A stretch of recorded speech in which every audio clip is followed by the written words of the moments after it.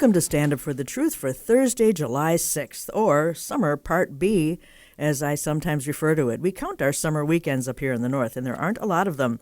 My name is Mary Danielsen. I'm so glad you joined me.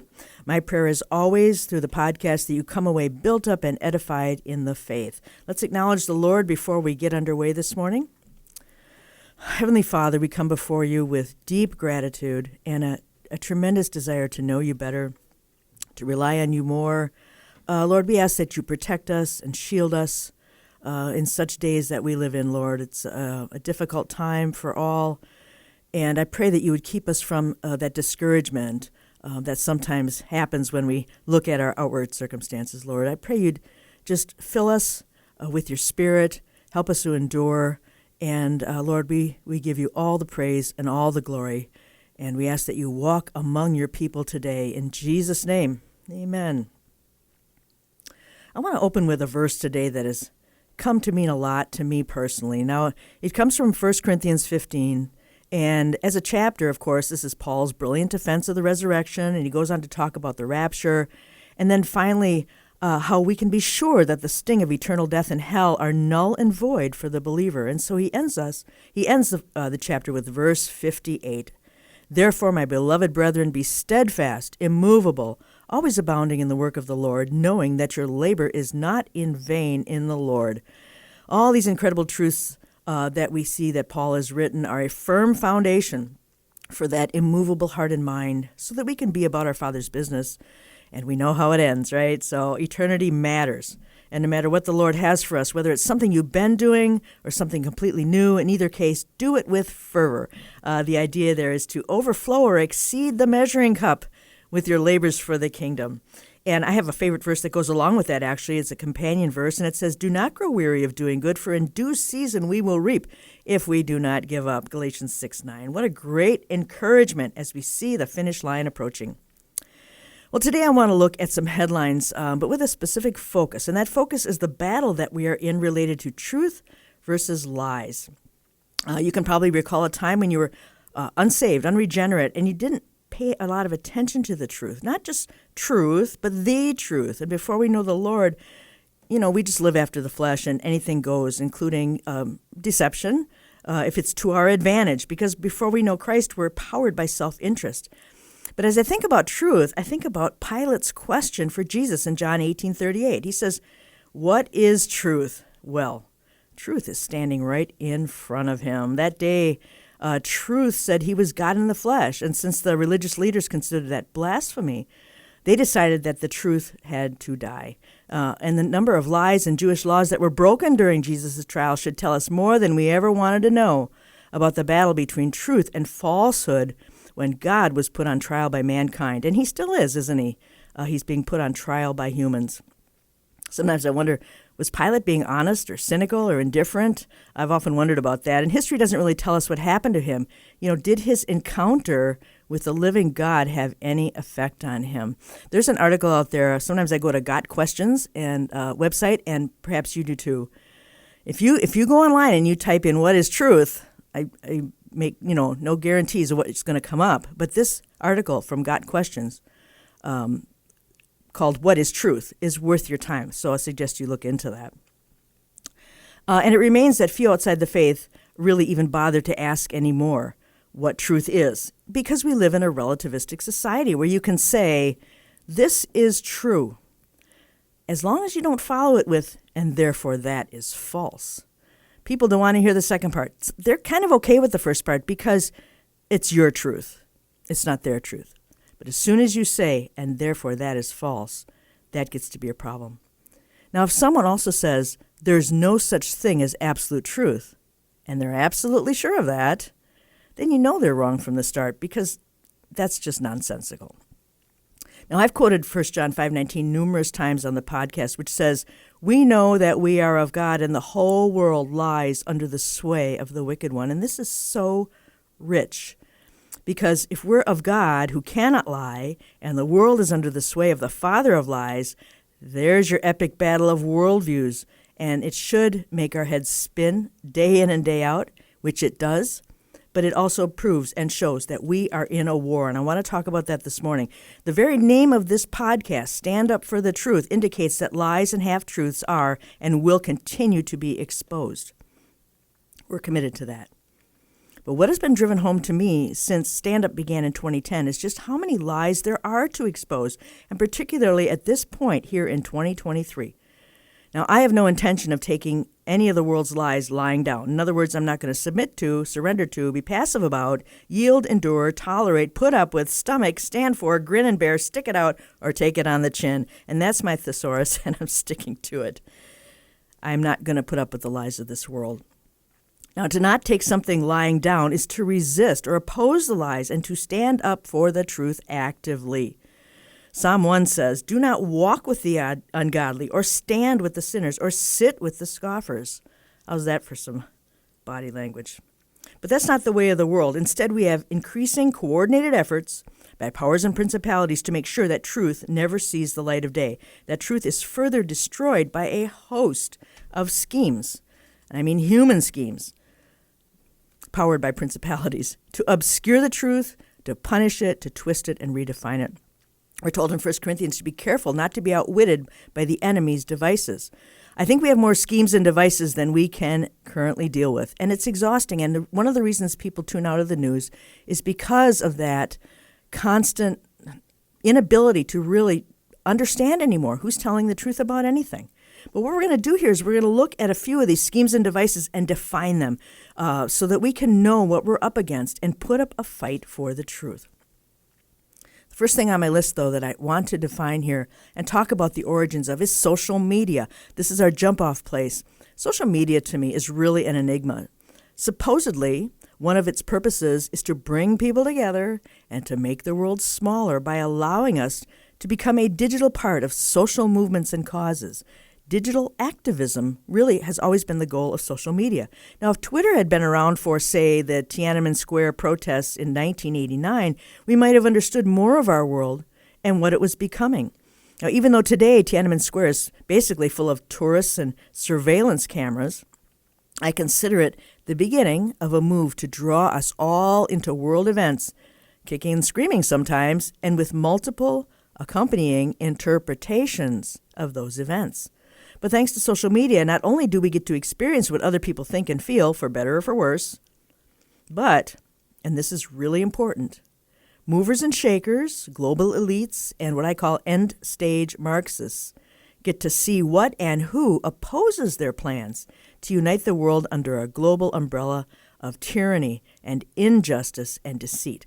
Due to the number of wicked schemes increasingly thrown at us every day, I'm guessing that some of these elites were unprepared for really how great a number of people understand freedom from where we get it and see through the lies and are willing to actively oppose the destruction of society. I'm guessing mostly in the USA, where we have been free and we're the last to fall, as far as I'm concerned. So if the truth sets us free, the alternate must be true, that lives enslave us. And do they ever? I'm convinced that today's architects of society are taking inventory to see what it'll take to make you and I blink.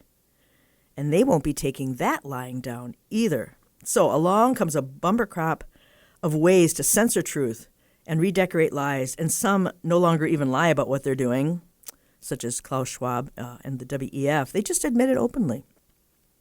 Now, we already know what censorship is. We're living in it as governments and big tech continue to conspire to keep people who speak the truth from realizing their plans. Now, liars always persecute truth tellers. It doesn't go the other way around. Liars lie loudly, and the truth comes out as quiet confidence. Christians who tell the truth will ultimately be silenced because persecution is all about hating the truth and those who speak it. And those who lie are willing to use force to get the truth to be quiet. So let's look at the ways we're persuaded to follow the trail of lies, and I call these terms of surrender, because if you fall for any of these, you've surrendered your mind and your heart, and you have surrendered the truth. Now, there are more of these schemes than I actually thought about it once I sat down and looked at it. We're going to talk about misinformation and disinformation. What are those? Well, misinformation is false information that is spread regardless of intent to mislead. Okay, now this can happen on any given day. We can mishear or misremember details. We'll tell someone that, something we heard on TV or saw on social media that wasn't completely true. Now, if you're spreading around information that's wrong, but you don't know it's wrong, well, technically you're spreading misinformation. It could be something very simple as what time an event is starting and you misheard it, and humans do this all the time. So it's any kind of false or wrong information. But disinformation, with a D, describes false information, maybe about a war or politics or politicians, and it's intentionally misleading, intentional subversion, manipulated facts, outright propaganda, see government intelligence. So disinformation is misinformation that is knowingly or intentionally spread. Now, next term of surrender, fake news. Fake news, which we've all heard about enough of over the last couple of years, right, is a fabricated story containing nothing verifiable. No quotes, nothing is verifiable. It's often meant to elicit an emotional response. Something that's also fake news is clickbait. Maybe you know what that is, maybe you don't. It's an online link that contains a story that gives rewards to the author of that story depending on how many people click on it. And they will go to great lengths to bait you into clicking on their link, either with a far-out headline or some provocative or weird photo, also known as manipulated content. And you're going to find clickbait on pretty much every site that follows a news story or an article. You could go on a news app and there's clickbait at the end of the day's headlines. And it's really intrusive, and don't click on it. Okay, the next propaganda, or the next title we have here, is narrative. Now, a narrative is a type of storytelling, and that too is meant to elicit an emotional response. It's to connect people to a shared experience. It's a form of propaganda. Now, political ads, at least before they came so vicious like we saw in the Wisconsin Supreme Court election, narratives, political ads would be considered narratives because they are carefully crafted. And again, to get a powerful response and to sway an outcome. There are racial narratives, gender narratives, social justice narratives, but particularly political ads are narratives. Propaganda. Propaganda is information given to influence public opinion and further an agenda. A lot of these are similar, but a little bit different. Propaganda can contain rumors, half-truths, manipulation, again, all designed to control behavior. Now just watch the nightly news and you will get that from beginning to end, propaganda. And they also want to change your belief system. And I'm going to give you one guess as to what historical event contained all these and more.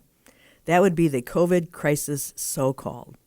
Because we had the lockdown, mask, social distancing, jab disinformation propaganda narrative, right? And don't forget the guilt trippers who said that if you don't do all the above, you're probably guilty of murdering your grandmother or murdering your neighbor. So we were either going to be forced to have our eyes open then or forced to close them. There really was nothing in between. Truth versus life-changing lies, world-changing lies. The entire planet, this is interesting, was riveted to the same thing at the same time. I don't know that that's happened in the past. And that to me is more proof of its deliberateness and its wickedness. There's propaganda in schools. Lots of it, over race theory and gender. There are lies about Israel. There are lies, of course, about Scripture, about Genesis, lies about creation. You know, if Genesis isn't true, then Revelation isn't true and none of the rest is true. How convenient. So we're going to lie and say that didn't really happen. That wasn't really real events. Or switch it around. Old Earth, young Earth, and then evolution, which is, of course, one of the biggest lies ever. Here's another one. A whistleblower. What's a whistleblower? Well, it's someone who reveals information about an organization regarding some illegal, shady activities. A whistleblower is someone who exposes lies, and they tend not to be very popular, right? I wonder why. Here's one, psyops. I hear that one a lot lately. Psychological operations. One definition I found that psyops is a type of propaganda, communication, or writing designed to influence a certain targeted group's thinking or decision-making. Originally, it was a military term. psychological warfare designed to sway the actions of a foreign government or a military group. Today, it's often used for any false flag deception or distraction. Now, a false flag, defined by a gentleman named Nick Giambruno, is an incident designed to deceive people into thinking it was carried out by someone else. All these levels of deception. It's just amazing. Now we have social disruptors, those who propose radical transformation in which previous certainties of society, things that we could count on, are disappearing, but something new is emerging. Social disruptors: Klaus Schwab, Noah Harari, Bill Gates, George Soros, and this one. Now, Obama said in 2008, "We are 5 days away from fundamentally transforming the United States of America." Well, it took longer than 5 days, but the crowd loved it. Now, some of us probably looked at each other and said, "What did he just say?" At least I hope we did. But most people just went, they applauded. I mean, the audience just went crazy. But a lot of other people just went back to sleep and hit the snooze button on their smoke alarm. So he actually gets my award for the social disruptor of the century because I think he was one of the first, and he has not gone away. Chaos agents. Well, back in the 60s, the culture experienced a season of chaos. And that was largely due to the Vietnam War, protests against the government. Because of that, a new youth culture seemed to thrive on the chaos and rebellion. And there was also a breakdown of morals and family life. The rise of feminism, there was a general climate of uncertainty. And I recall having some conversations about this with my mom. She really struggled with having two sons in college at the time, both in very progressive schools, before any of them or us knew what that was. But one of them in Madison, where things were particularly unsettled and progressive. I remember we dropped him off at college for his first day, and it was the day after the science building was blown up in Madison. So we knew something was terribly wrong. But the word chaos even reminds me of TV's Get Smart. Remember that? Which was a parody of the spy genre, where chaos, K-A-O-S, was a literal institution in the show. In fact, it was the International Organization of Evil. And goodness, however, rested with the opposite organization called Control. Always working for control, trying to control the chaos, right? Well, chaos can be a powerful tool of manipulation and control in the hands of a few powerful elites for economic and social and political and military reasons. Chaos can come in the form of bank failures, power grid issues, rioting, power vacuums. I have no doubt there are chaos agents behind the scenes looking to disrupt anything just to bring about change. And, of course, George Soros comes to mind. Also, there is governing by crisis management. And the idea, never let a good crisis go to waste in order to deceive and manipulate and make changes. And the crisis doesn't have to be real. Of course, it can be completely manufactured. Disruption, that's very similar. Disruption is just chaos on purpose. We've seen, with technology and just the exponential increase in technology over the years, we've seen a lot of digital disruption. Mobile phones have changed the world. They've changed our lives. We had, going back a little bit, DVDs over VHS, CDs over vinyl, digital currency, soon to be CBDCs, government digital currencies, crypto, streaming programs, television. And we all know that video killed the radio star, right? Everybody knows that. Climate disruption. Okay, right here you insert lies about climate change and how we have to remake our world in order to save it. Lies galore. Entire countries weaponize fake news, propaganda, and disinformation to control a specific narrative, like, say, the Ukraine war. This is one of those things where no one seems to really understand what's going on, and you know that's by design. What about elections? Okay, you can weaponize information to control elections, or any number of events, seen, foreseen, unforeseen, and all the above makes it nearly impossible to determine what is going on. And that's why, even though we might know a lot about Bible prophecy, we kind of have to guard against instant analysis of what current events might mean, even if we think we might know or understand, and we might. But due to the spin and lies over everything, we have to be patient before being definitive, or at times don't even attempt to give people an idea of what a specific thing means, because there's a good chance we don't know what is going on yet. And we can risk discrediting ourselves. So we got to be careful with that because we have entered the twilight zone of deception. And we're moving towards that time in Revelation where it talks about lying signs and wonders. This is all building towards that. Now, Darrell West of the Brookings Institute wrote a concise report entitled A Fracturing World, The Future of Globalization. Just bear with me a couple minutes because he says this. We live in an era of mega change where large-scale transformations are disrupting our domestic economy, internal politics, and international order. There are shifts in areas ranging from technology and geopolitics to climate and domestic politics. Many features of life, which previously showed some degree of consistency and stability, are becoming unmoored and generating substantial change in how people communicate, make decisions, and relate to each other. Everyone needs to think carefully about how to navigate key developments and enable others to adjust to shifting realities. He talks about then tech disruption and automation. He says technology disruption is proceeding at a rapid pace. That's an understatement. The COVID-19 pandemic accelerated remote work, e-learning, e-commerce, telehealth, among other things. Even as the spread of disease slowed down, there is little indication the pace of digital innovation will follow. On major aspects of digital transformation, we're not likely to return to pre-COVID world, and we know that already. He talks about new developments such as AI, machine learning, and data analytics are being implemented in many sectors, completely changing businesses and government and civil society. Automation is transforming factories, warehouses, and offices and shifting the relationship between employers and workers. And he says people are struggling with resilience and adaptability. He said the global order is fracturing. New alignments are unfolding. China is rising economically, politically, militarily. Russia is asserting control over another country's territory. European nations are coming together, there's prophecy, to deal with the Ukraine war. And then he talks about climate change and extreme weather.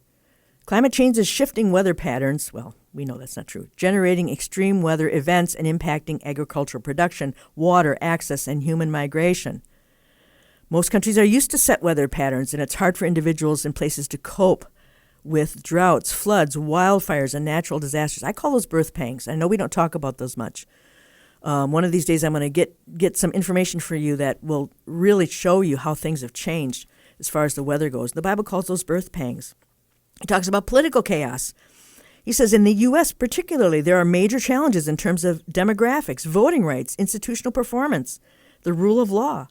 He says there's high political polarization and growing extremism. And get this, people increasingly see opponents as enemies who are not to be trusted with the nation's future. Many isolate themselves within echo chambers that reflect their own points of view and don't want to deal with those from other beliefs or backgrounds. A recent NBC News survey of college students found that half did not want to live with someone who voted differently, and they didn't want to date someone with different political views, and 2/3 indicated they wouldn't marry someone from a different political background. Okay. This is polarization in the extreme. Divide and conquer.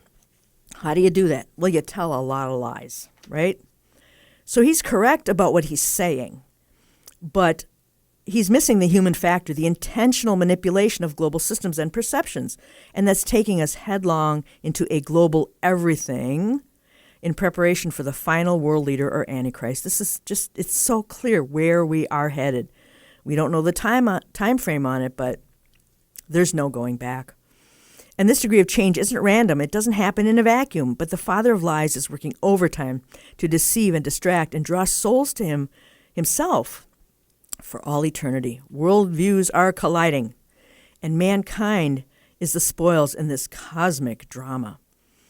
What does 1 John 5:19 say again? The whole world is under the sway of the wicked one. That word, you probably figured out now, I love words because words have structure, words have meaning, and using them is a cause and effect. So the whole cosmos is under the sway of the wicked one. Cosmos is the world order, not the new, not the old necessarily. The world order, the arrangement of world systems which are owned by the enemy. Now, the word cosmetic, cosmetology, we get from cosmos, and that has to do with arrangement. I'll let you do whatever you want with that. Now, note 2. This first came to me then after I saw that again. 2 John 1:7. For many deceivers are entered into the world, the cosmos, the world order, who confess not that Jesus has come in the flesh. This is a deceiver and an antichrist. So, it's just amazing to me what's going on. I did a word study a few years ago, surprise, several years ago now, actually, and it's comparing three words, and I want to get this in before the break, and then we're going to pick this up where we left off. My name is Mary Danielsen. We're doing some terms of surrender when it comes to lies and deceit in this world. Oikumene, also in the Latin, oikumenicum, ecumenism in the Greek. Ecumenism is the known inhabited world, okay? All the people in unity, all the people taken in unity, ecumenism. Oikologia is the Greek word for ecology, the study of the environment. And we have your global warming obsession. Then oikonomia, the word for economy. How interesting. All these are very similar words that describe the whole inhabited world. Ecumenism is a lie. Humanity being one or attempting to become one outside of God will incur judgment as it did at Babel, because Jesus is the way. Ecology, the study of the earth and its characteristics in the hands of humans, brings what? More lies.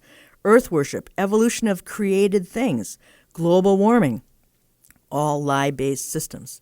Economics, well, that's based on multiple lies, because we know fiat money, the money that your paper money, is government-issued currency. It's not backed by anything of value such as gold, and it gives central banks control over the economy because they can control how much money is printed.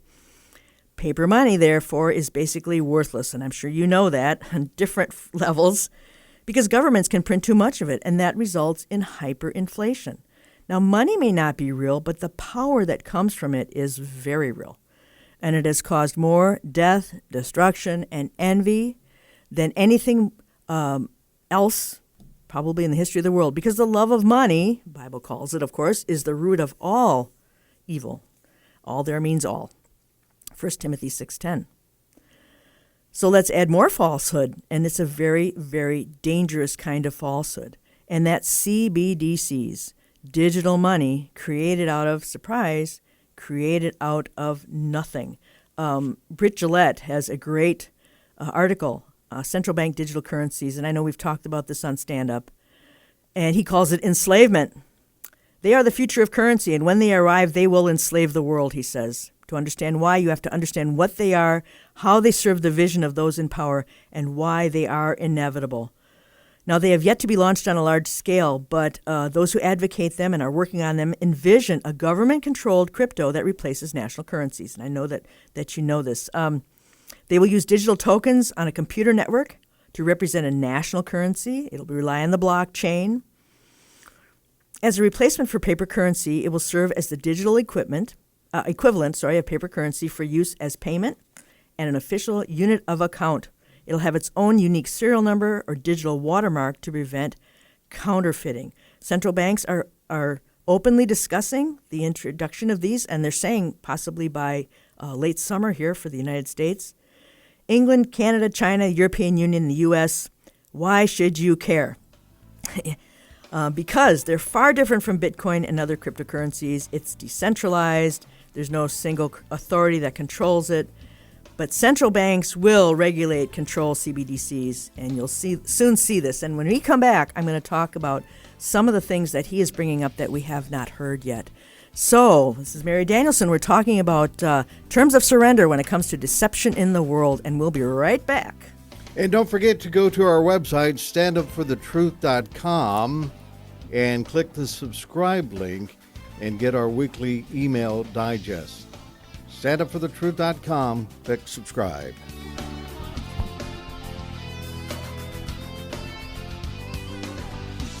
Feedback, questions, and topic suggestions are always appreciated. Email us at comments@standupforthetruth.com. Welcome back to Stand Up for the Truth on July the 6th. My name is Mary Danielsen, and we're talking about the world system of lies. I call terms of surrender are what the world wants us to do, to surrender the truth, to sign on to their terms, and see the world as they see it. But Christians have a much higher calling, and so we're talking about that today. Some of the vocabulary that has to do with lies and the systems that are used against us, things to watch out for, things that you hear that you may not be able to define. So we're working on that today. Before the break, we were talking about an article by Britt Gillette, Central Bank Digital Currencies, and why they are inevitable. Before CBDCs can become the standard, paper currency has to be eliminated. We're moving toward that goal now. The COVID pandemic accelerated the trend towards cashless payments. And according to the Pew Research Center, during any given week, nearly a third of U.S. adults say they typically make no purchase using cash. The younger you are, the more likely you are to use cashless payments. This means the trend will continue long into the future. But if people don't voluntarily choose cashless payments, paper currency will disappear anyway. This is because new technologies will soon make it impossible to prevent counterfeiting. 3D desktop printing technologies will create objects where every molecule was perfectly positioned. With such technologies, counterfeiters will flood the world with perfect copies of every national currency, and no one will be able to tell the difference between fake currency and real currency. And when that happens, both the fake and the real will be worthless. World governments won't have a choice. They'll quickly do away with all physical currency, and all economic transactions will go digital. The replacement will either be a series of central bank digital currencies or a single currency for the whole world. I don't know if people will reject it or not, but I think it's highly unlikely. Adoption will have to be quick and easy. And this gentleman says they will launch a campaign to claim your digital wallet. There will be incentives. I know that that's true. To incentivize people to do so, they'll provide initial deposit of, and he says, up to $10,000 or whatever amount is necessary to get people to take action. And once everyone's on board, they'll eliminate paper currency and other options for goods and services. So then we will just have that government-controlled economic system. It's kind of a long article, but it also leads to, and we've talked about this before, their ability to control your behavior. Okay, down to the most minute details of your daily life. If the government decides they don't like you, they can cut off access to your account and freeze you out of the system. So there's more deceptions versus truth. Your economic behavior will be completely able to be manipulated. It says central bankers can print currency, but they can't make banks loan it, and they can't make you spend it. So they have no control over the current movement of money. But with CBDC, they can introduce negative interest rates. And it's just very, very interesting. If you don't use it, you will lose it. So that's a very interesting perspective on all that. We also have AI, and I know we've talked about that, but it bears repeating because this is coming so fast. Because it has, I think, the most potential for deception and lies. The danger is off the charts for hallucinations and fabrications. And if Yuval Harari can boast an AI Bible to create a new belief system, then this is an open-ended, what I would call a black hole of deception, the likes of which mankind has never seen or ever will. Deep fakes, deep deception, false narratives. Again, the terms of surrender. Of course, now there's deception in the church. I don't even want to talk about that, but it's true. And to me, it's the most grievous. Because truth has to originate somewhere. Truth isn't just some random thing that you believe. It has an origin. And it originates with Jesus, the Creator, the Savior, the prophet, priest, and king. And the ones who've been given the truth to guard should want to do so, right? Well, Satan is always on the prowl. There's a war going on, and he sows lies and half-truths for those who love not the truth. And it is so sad to say that they are in the church. You've got the wheat and the tares. What about the false denominations and belief systems and cults that hold people in their grip, but they don't teach anything resembling truth? Well, that's another podcast altogether. So the lies are everywhere. And again, before I actually sat down and quantified this, or was a part of Stand Up for the Truth and saw day after day all the things that are worth standing up for and worth calling out, then you really see how incredibly sin-soaked, and lie-soaked this world is. Discernment is for every believer. Spurgeon has a great quote. He says, "Discernment is not knowing the difference between right and wrong, but knowing the difference between right and almost right." Lies don't announce themselves, right? Deception wouldn't be deception if it was plainly seen or perceived. Lies have to be picked up and carried by humans to have a life of their own. And a lie, they do have a life of their own because a lie repeated often enough will become someone's truth. It might become a lot of someone's truth, a world full of someone's truth. Now, I'm always fascinated to go to a music store and I see wall after wall of instruments. They're beautiful, but they're just hanging there. They don't do anything. But a person with a skill, a human being, can pick one up, and you have something that comes from the very heart and soul of a musician, someone who loves music. And it can be the most glorious thing to hear the creativity of someone made in the image of God. But alternately, our hearts can be sorely deceived and can wreak absolute havoc on the world. We're capable of doing unspeakable things to other humans when left to our own devices. Satan's devices, the father of lies. So we can be bearers of truth and creativity, and we can be sowers of lies and deep deception. We're going to go through a couple more articles today. There's some good ones out there. In fact, there's probably more than I can fit in. But this one is interesting, and it's introduced. It's by a gentleman named Matthias Desmet, and it's introduced by Robert Malone, and this is a colleague of his. And it's regarding the army of digital propagandists recruited and deployed by the UN during COVID. And he says this reporting details another aspect of fifth-generation warfare methods, which have been deployed on all of us by the various globalist organizations which claim to, quote, own the science. Now, fifth-generation warfare is what we've been talking about today. It is social engineering. It is mis- and disinformation. It's hacking. It's cyberstalking. It's that war that makes everything appear to be something different than what it is. And the headline is, by Matthias, the UN's digital first responders, or UN's virtual brown shirts, question mark. And Matthias says, I found it hard to believe at first, but the UN website leaves no doubt about it. The UN recruited more than 100,000 digital first responders worldwide during the corona crisis. Melissa Fleming, head of global communications for the United Nations, also described its function in a podcast, quote, to detect and neutralize misinformation and fake news on social media as quickly as possible by countering it with accurate, reliable information. Now, we all know that truth is in the mind and heart of the teller, right?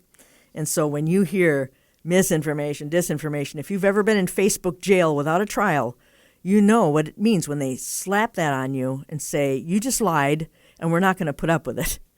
Well, anyway, that's all I'm going to say about Facebook jail.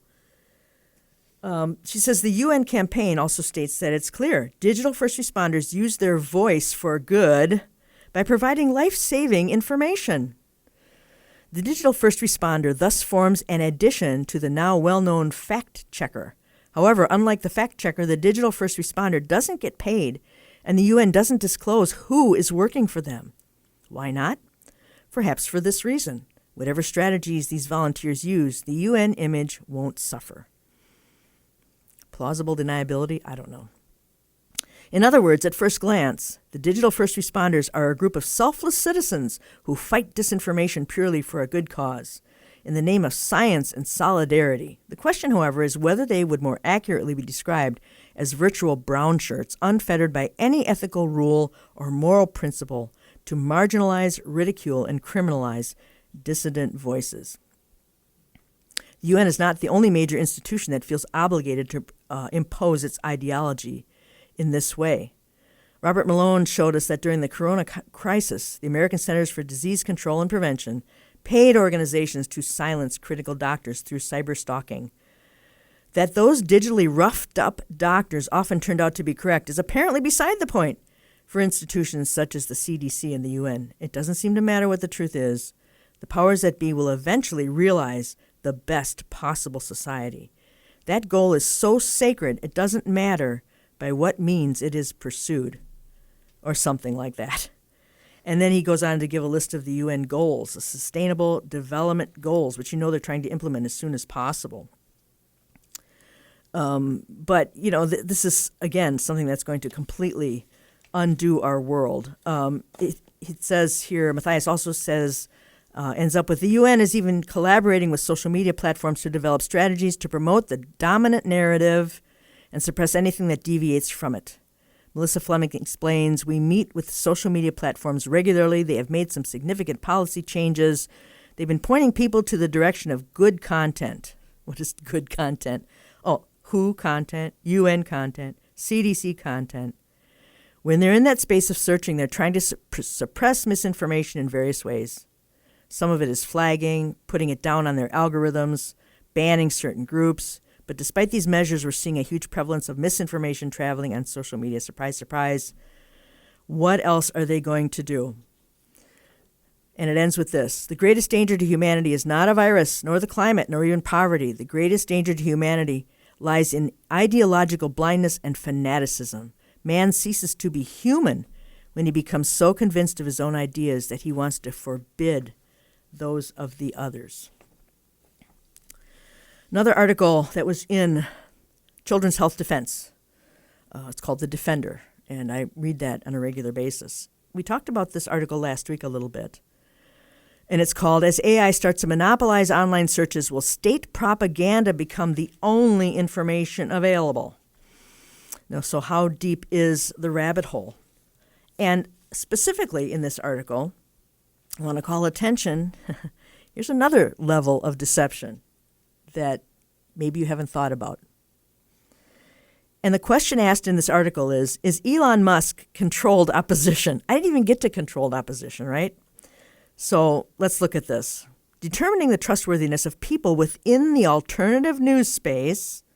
Okay, we're talking about people that you would go to see what they have to say, is a challenge everyone is faced with in these days. Accusations of people being controlled opposition are common. The same goes for high-profile individuals in general. For example, some people, including James Corbett and investigative journalist Whitney Webb, believe Elon Musk is controlled opposition. What led them to that conclusion? It's a question a lot of people have, so let's dig in. He says, on one side, you have people who believe Musk is exposing and undermining the military-industrial intelligence complex. On the other side are those who think he's just playing the good guy role while surreptitiously furthering deep state goals. Corbett says it's hard to overlook the massive support he's received from the military-industrial intelligence complex over the course of his career. And Corbett says this, we don't have to speculate about that. It's a matter of public record. We can point to the $500 million or so that the Department of Defense has awarded SpaceX in a series of contracts over the past few years to send satellites into orbit of classified nature on unregistered, unreported missions that presumably have something to do with the DoD's declared intention to make space into a war-fighting domain. There's $3 billion in NASA contracts that SpaceX was awarded in 2021 to develop the human lander for the Artemis mission, and the never-going-to-happen, constantly delayed moon trip that the public is being promised, or the $750 million that was awarded to Solar City in 2016 by the state of New York to build a solar cell production facility. This, again, is another aspect of the business opportunities that Musk is involved in that I think shrieks of grift. A boondoggle at the very least, constantly promising a technology that not only does not deliver, but actually is actively harmful to the environment. I think that needs to be stressed. Then there's the $1.3 billion Tesla got from the state of Nevada in 2014 to build the Gigafactory. I'm not sure what that is. I'll get back to you.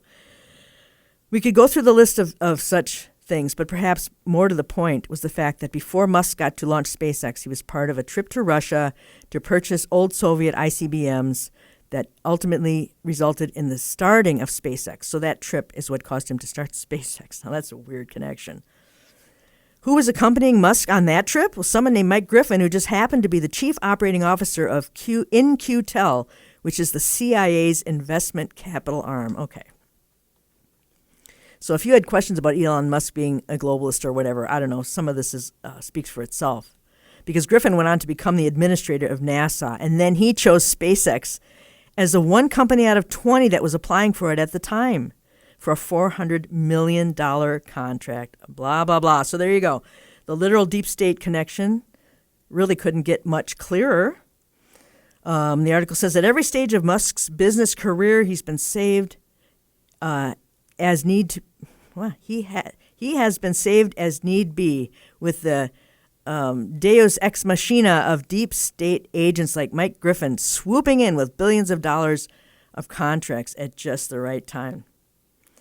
So, does he advocate good, bad, general? Is he a pragmatist and just does what works? I don't know, but you do want to keep an eye on him. I know he hosts Tucker Carlson on Twitter, and Tucker is one of the last truth tellers, so I don't know what you... Oh, my goodness. Another strange article, and I'm just going to touch this real lightly. Trump's call for building freedom cities plays right into globalist plan for fourth industrial revolution control grid. And some people wondered why Trump went with the CDC and told people to get vaxxed. And I think a lot of it was naivety. He really didn't know the end game. He wasn't in on it, which, makes sense with the naivety aspect. But someone here is Leo Hohmann, actually. Leo Hohmann is a fantastic website, leohohmann.com, LeoHohmann, leohohmann.com. I read him regularly. He says, for several years now, myself and others with an eye toward the future have been warning people to get out of the cities or risk becoming a ward of the burgeoning technocratic beast system. Through their smart city technology and various engineered emergencies, the globalists hope to lure us into stack and pack housing, where they can more easily control us with 24/7 surveillance and near total dependence on the globalist infrastructure for our jobs, transportation, food, water, healthcare, entertainment, etc. Aldous Huxley, author of the 1931 novel A Brave New World, foresaw the end result of technocratic advances mixed with creeping centralization even back then. And here's a quote from Aldous Huxley. The perfect dictatorship would have the appearance of a democracy, but would basically be a prison without walls, in which the prisoners would not even dream of escaping. It would essentially be a system of slavery where, through consumption and entertainment, the slaves would love their servitude. The article goes on to say, Leo says, modern globalists tell us their plans in the wide open. They say by 2030, if we will just trust their plan to create a fourth industrial revolution, we will own nothing and be happy. Of course, there's a downside to the utopian dreams, which one of their leaders, Yuval Harari, warns us about. And we all have heard his quotes that says, humans will become useless, placed in our jobs by AI, and kept pacified by drugs and various digitized entertainment.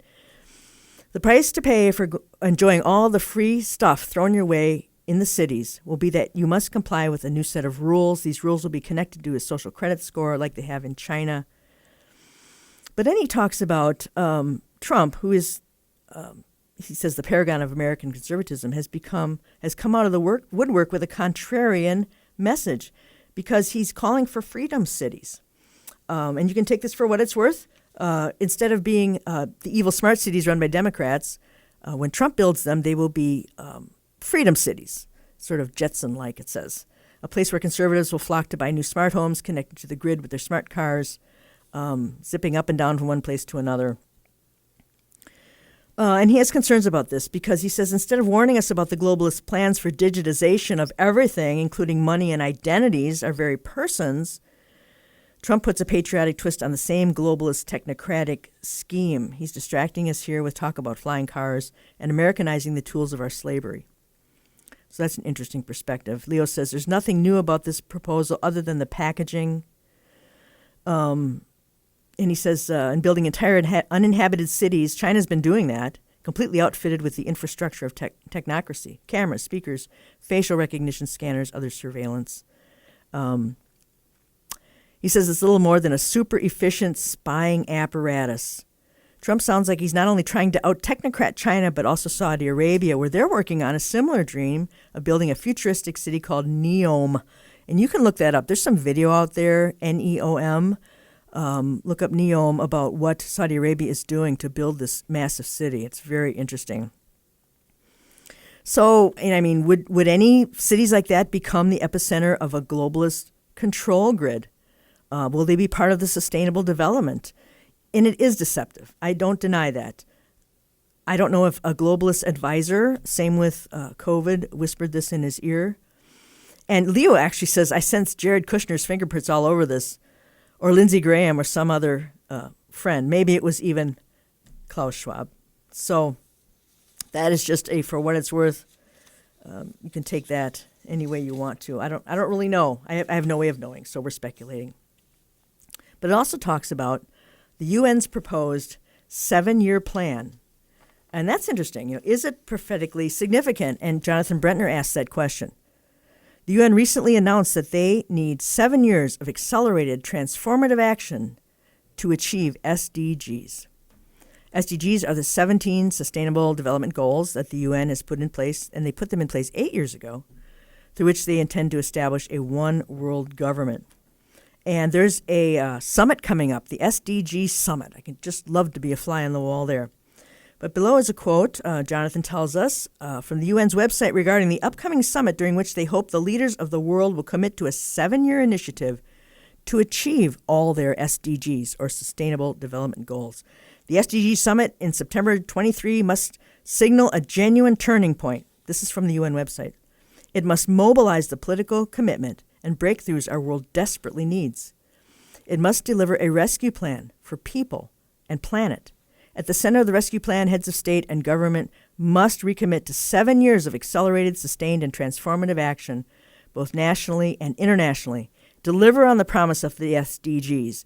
Leaders can show their resolve by adopting an ambitious and forward-looking political declaration at the summit and presenting global and national commitments for SDG transformation. And Jonathan asks, is the fact that the globalists of our day are thinking in terms of 7 years, is that prophetically significant? And he says, those who believe that the 70 weeks of Daniel 9:24-27 remain relevant for our day would say yes. The last week of 7 years, as the prophet describes in Daniel 9:27, awaits a future fulfillment. And also it talks about the restoration of a kingdom of Israel, and that's required in that 7 year, the 70 years. And he goes on and he explains Daniel's 70th week. Has it been fulfilled? What will happen during the 70th week? So it's a long article, obviously, but it's excellent. And Jonathan has asked the question, is the UN's 7-year plan prophetically significant? All right, so a few other things. Another one with Robert Malone, who's just excellent. He talks about the existential shock and that words do matter. They are tools that help us to think and become aware and process experiences, derive meaning. He says to use the mental tools of words and language to a significant extent is one key component as it separates humans from other species. Our ability to think and feel and access information has been manipulated by governments, NGOs, and various globalist organizations during this alarming period in the world, and has impacted our own collective and individual psychological states and mental health. He says we've been manipulated and lied to repeatedly by institutions and organizations we once trusted. We knew there was some degree of collusion between the U.S. government partisans and the likes of the New York Times and the Post, but I, for one, had no idea how deeply all of corporate media and social media, state-sponsored media actually is what it is now, were acting as agents of government bureaucracy and the intelligence community. I learned an awful lot from putting all this together, interestingly enough. And I think the day is going to come when we won't be able to say these things anymore. It might be sooner rather than later. Hal Lindsey has an article called Thought Wars, and he says that 1838 was a time of great turmoil in America. In January of that year, 28-year-old Illinois state representative addressed a prominent Springfield debating society on the perpetuation of our political institutions, and his name was Abraham Lincoln. He was deeply concerned about our nation's future, and he said, at what point shall we expect the approach of danger? By what means shall we fortify against it? Shall we expect some transatlantic military giant to step the ocean and crush us at a blow? Never. All the armies of Europe, Asia, and Africa combined could not by force take a drink from the Ohio or make a track on the Blue Ridge in 1,000 years. At what point, then, is the approach of danger to be expected? If it ever reaches us, it must spring up among us. It cannot come from abroad. If destruction is our lot, we must ourselves be its author and finisher. As a nation of free men, we must live through all time or die by suicide. And he talks about how our nation is bent on self-destruction. But there's hope, of course. Whatever is true, honorable, right, pure, lovely, good repute, if there's any excellence, anything worthy of praise, let your mind dwell on these things. And, my beloved brethren, be steadfast, immovable, always abounding in the work of the Lord, knowing that your labor is not in vain in the Lord.